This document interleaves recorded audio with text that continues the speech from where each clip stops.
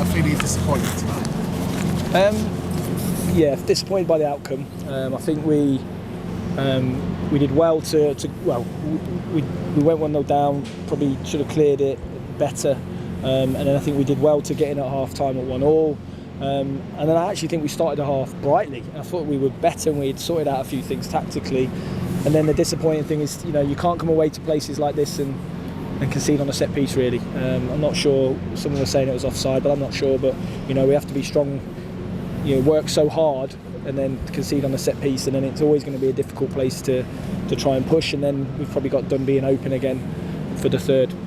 But yeah, disappointing, but I felt like at times we had moments where we could have been better with a final pass in transition when we won it back. We needed to just be a little bit tidier, but we carried a little bit of a threat tonight, but we still need to do better. Yeah, I mean, it was your captain a long way down the pitch. Is that something you've worked on, trying to get an extra body there? No, I think naturally when we do have spells, we had more spells of possession tonight, better than Reading, and when we calm the game down in their half, when we can play, then it allows players to get a little bit higher, and then it pins them back a little bit. So we did that better than Reading, and then you see the natural, we can go high and play forward and be a bit more on the front foot. But yeah, we did that a little bit better, but it's still disappointing. But it is a tough place to come. We know they're good. They have experienced players. We've still got to grow up in moments as a team, but yeah, disappointing for the outcome really.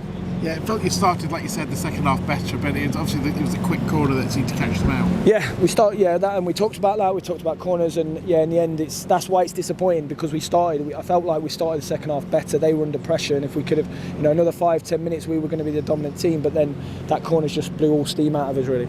Submission of offside for the third? Yeah, we think so. We think maybe even the corner. The lads thought it was offside. I've not seen it back, but we think probably both of them could have been off. If it is, really disappointing, because you don't come to places like this set up to catch on the counter and want to be done by an offside goal. But I don't know. I'll have to look it back. Initial look at your team sheet at the start of the day, people would have sorted out where they thought players were playing, but you had a slightly different role for Ethan Hamilton. Yeah, just tried to. I thought if we're going to come here and try and hurt them, which I thought we could do, and at times we had moments where we could have hurt them more, but hurt them on the counter-attack. I thought Ethan's could be better a little bit higher because he's a powerful runner, and I thought he did that. He offered a threat and he presses well, just a bit tidier sometimes with the ball, but yeah, a little bit of a different role for him. And obviously, as we mentioned at the start of the game, the fans will have seen you were here, might not have heard your interview. Great to have Ethan Aran back. Yeah, good to have him back. Again, he worked hard tonight, but he got through the minutes and he did well, and now it's just trying to get them recovered, ready for Boxing Day.